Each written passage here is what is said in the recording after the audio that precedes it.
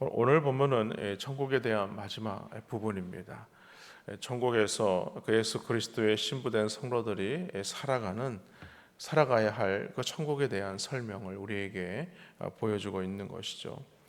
사도 요한이 성 안에 들어갔는데 그 성 안에서 찾는 게 있었어요. 바로 성전입니다. 그런데 성 안에 들어가 보니까 이 새 예루살렘 안에는 성전이 없는 것이었습니다. 새 예루살렘 성에는 성전이 있어야 할 필요가 없는 것이죠. 왜냐하면 하나님과 어린 양이신 예수님이 친히 성전이 되어 주시기 때문이라는 겁니다. 이 땅에 존재했던 성전이나 제단이 하는 역할이 있습니다. 그것은 우리가 하나님을 만나기 위한 매개체의 역할을 하는 것입니다. 그렇기 때문에 이제 더 이상 그런 매개체가 필요 없는 것이죠.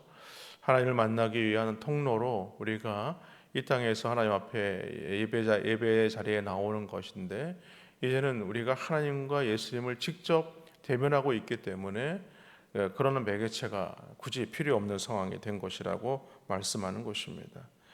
또한 23절을 보면 성전이 필요 없듯이 태형도 필요가 없다 이렇게 말씀합니다. 왜냐하면 그곳은 언제나 하나님의 영광이 비추는 것이기 때문에 말씀하는 것이죠. 이것은 무엇을 말하는가? 새 예루살렘 안에는 이 모든 영적인 진리들을 온전히 깨닫게 된다라는 것을 말합니다. 우리가 이 땅에서 살아가는 동안 성경을 많이 보는 것 필요합니다. 하나님을 아는 지식이 날마다 자라가야 합니다. 그런다고 해서 우리가 영적인 세계를 온전히 다 알 수 있는 것은 아니다라는 말씀이죠. 하나님께서 계시해 주신 것만큼 우리가 알 수 있고 성령이 조명해 주신 것만큼만 우리가 알 수 있다, 이 말씀입니다. 그러나 그날에는 그렇지 않다는 것이죠. 하나님의 진리의 말씀 앞에 우리가 서게 되기 때문에 우리에게 주신 이 모든 말씀들을 우리가 순식간에 깨달아 알 수 있게 된다라는 것입니다. 고린도전서 13장 12절 말씀에 보면 이런 말씀이 있습니다. 우리가 지금은 거울로 보는 것 같이 희미하나 그때에는 얼굴과 얼굴을 대하여 볼 것이요 지금은 내가 부분적으로 아나 그때에는 주께서 나를 아신 것 같이 내가 온전히 알리라 라고 말씀하죠. 이런 말씀의 표현도 그 당시에는 너무나 적합한 말씀이었습니다. 왜냐하면 지금처럼 우리가 이 거울을 유리로 이렇게 얼굴을 전신을 볼 수 있지만 당시에는 거울은 어떤 용도였냐면 청동이었습니다. 청동. 그러니까 청동을 아주 반짝반짝반짝하게 닦아서 광을 내서 그거를 거울로 보았기 때문에, 그렇다고 해서 지금처럼 뭐 평평하게 볼 수 있는 게 아니라 사물을 보면 비춰지는 모습이 정확히 보여지는 것도 아니고 희미하게 보이는 거죠. 그리고 사물이 막 찌그러져 보입니다. 그런 청동 거울로 보았지만 그때에는 우리가 정확히 보게 된다. 그러니까 하나님의 나라에 이르게 되면 우리가 그날은 정확히 하나님에 대해서, 말씀에 대해서 온전히 알게 된다라는 것을 적절한 비유로 오늘 말씀하고 있는 것입니다.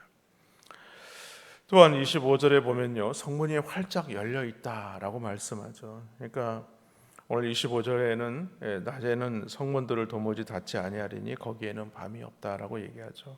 이 밤이 없다는 것, 성문을 닫을 필요가 없다는 것, 이것은 뭐 적이 없기 때문이죠. 그런 공격의 위험 요소가 전혀 없는 곳이다, 그것을 말씀하는 것입니다.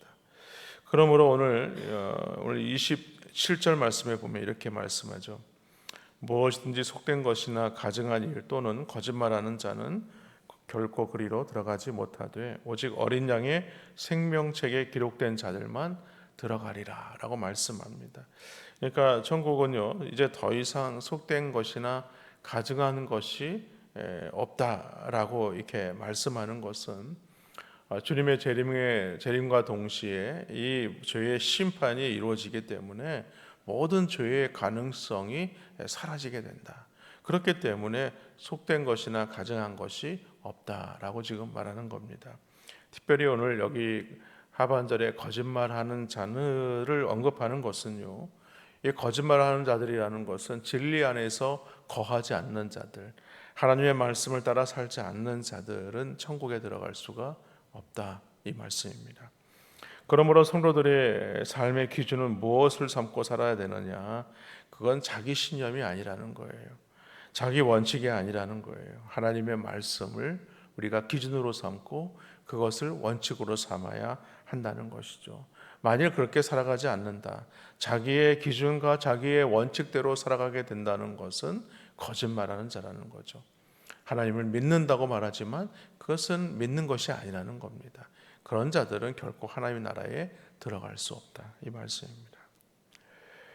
새 예루살렘 성에 들어갈 수 있는 자들이 오늘 성경에 기록되고 있는데, 그것은 바로 오직 어린 양의 생명책에 기록된 자들만 들어간다라고 얘기했죠.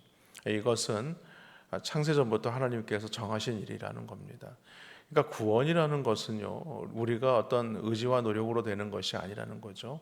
공로로 될 수 있는 것이 아니라는 것입니다. 그것은 전적인 하나님의 은혜라는 것입니다. 하나님께서 작정하셨기 때문에 창세전부터 이미 구원받을 자들에 대해서 정하셨다라고 지금 말하고 있는 것입니다.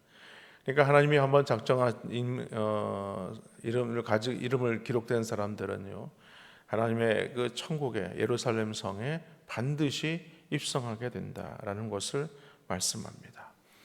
요한계시록 이제 21장을 마치고 22장으로 돌아가면서 오늘 5절까지 말씀을 보았는데, 천사는 또 사도 요한에게 이 성 안의 모습을 더욱 자세하게 보여주고 있죠.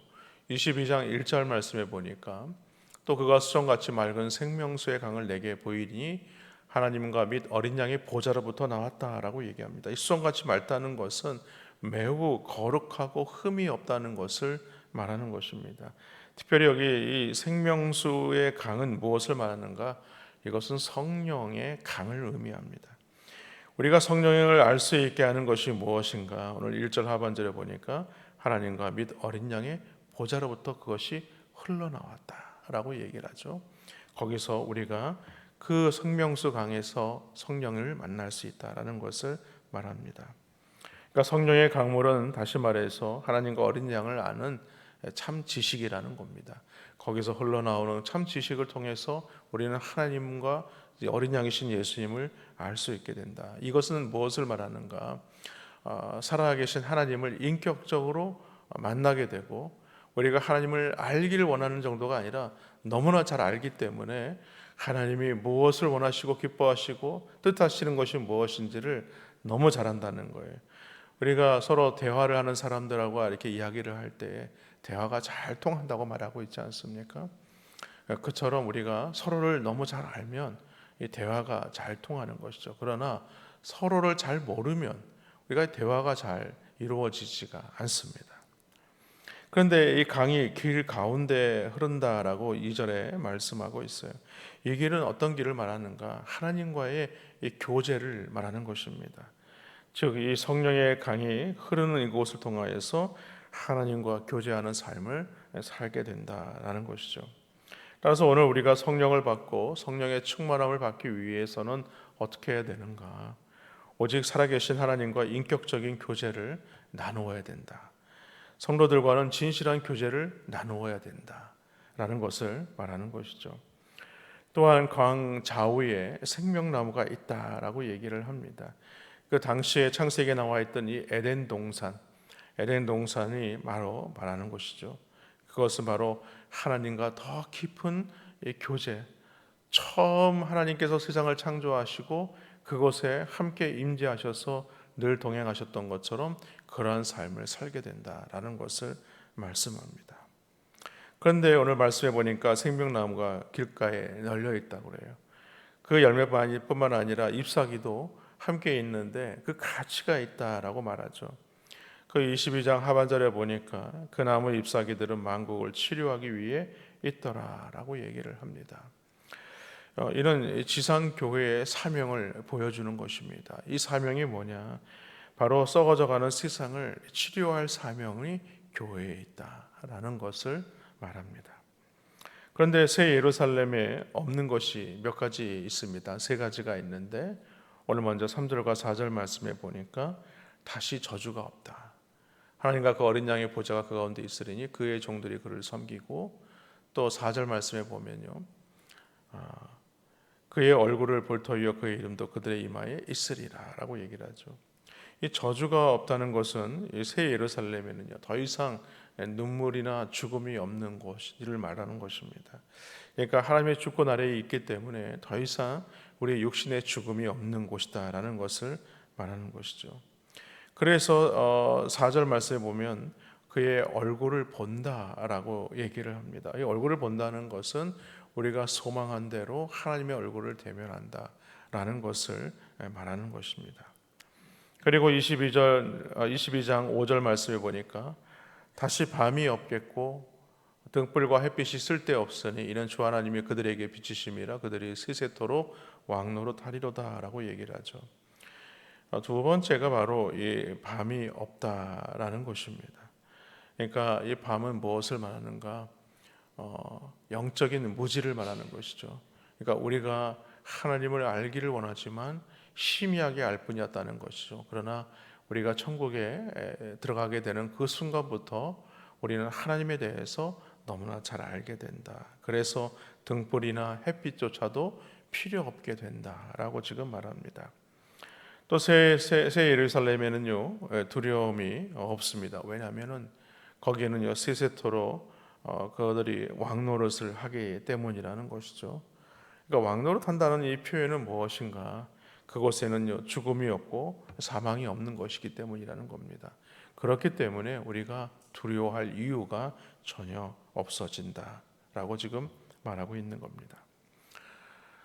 사랑하는 여러분, 우리는 지금 비록 이 땅에 살고 있지만 언젠가는 곧 천국에 우리가 들어가게 될 것입니다. 그러므로 우리는요 이 구원의 최종 완성인 천국에 우리가 들어가기 전까지 그 천국을 소망하면서 살아야 하는 것이죠.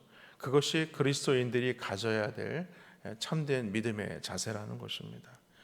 그렇게 성도는요 이 땅의 삶을 본질로 삼는 삶을 살아서는 안 됩니다.